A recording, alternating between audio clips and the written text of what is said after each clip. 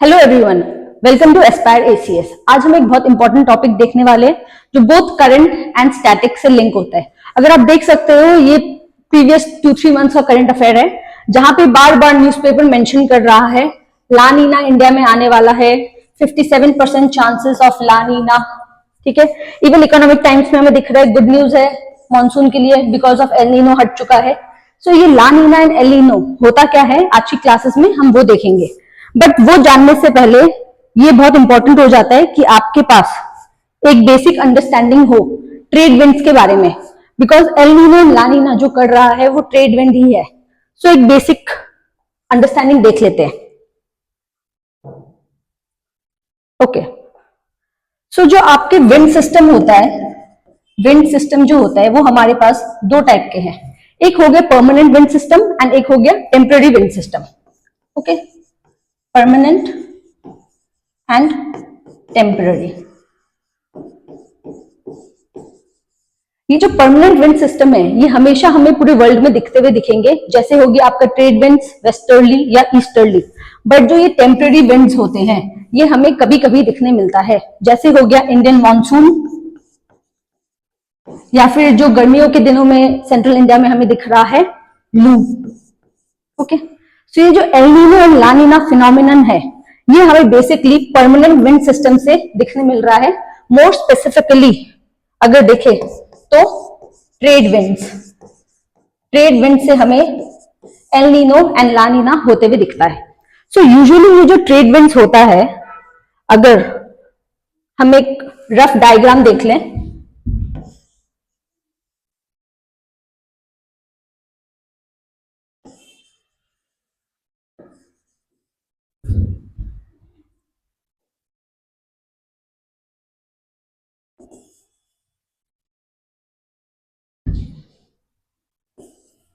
ये हमारा Pacific ocean है। ठीक है, सो अगर हम देखें ट्रेड विंड्स को, सो ये हमें इस डायरेक्शन में मूव करती हुई दिखती है नॉर्दर्न हेमिस्फीयर में, एंड इस डायरेक्शन में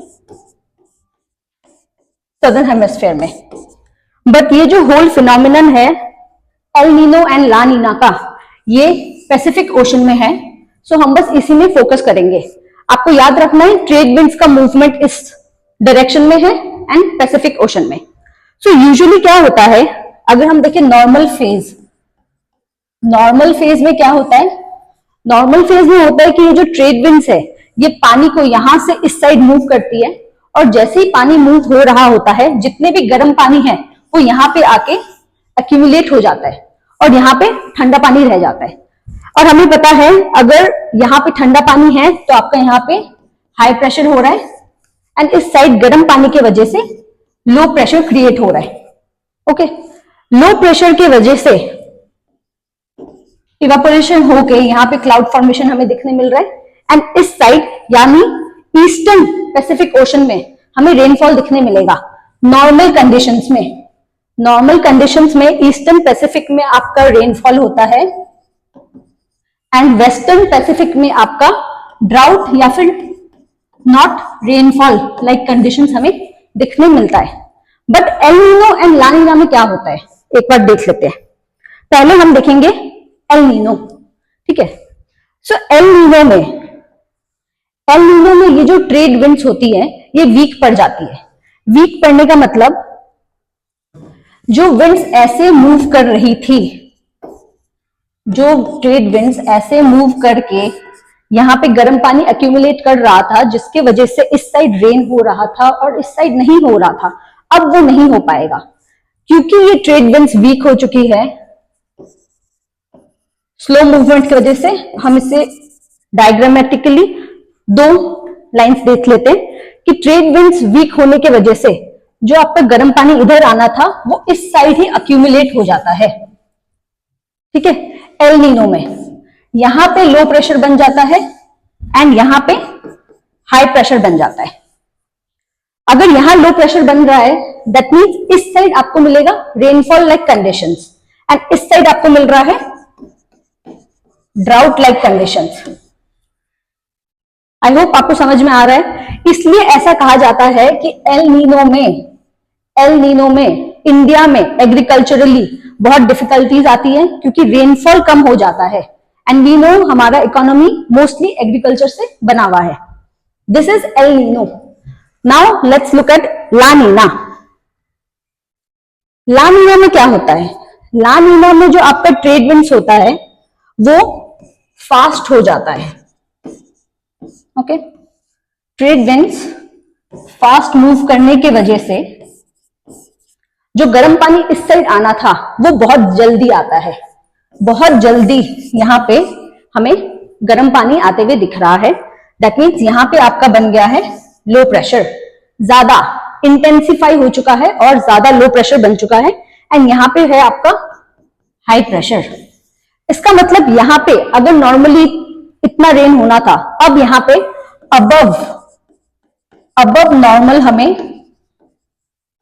रेनफॉल दिखने मिलेगा एंड इस साइड ड्राउट लाइक कंडीशंस होंगे. दैट मीन्स ला नीना में इंडिया में क्या इफेक्ट हो रहा है?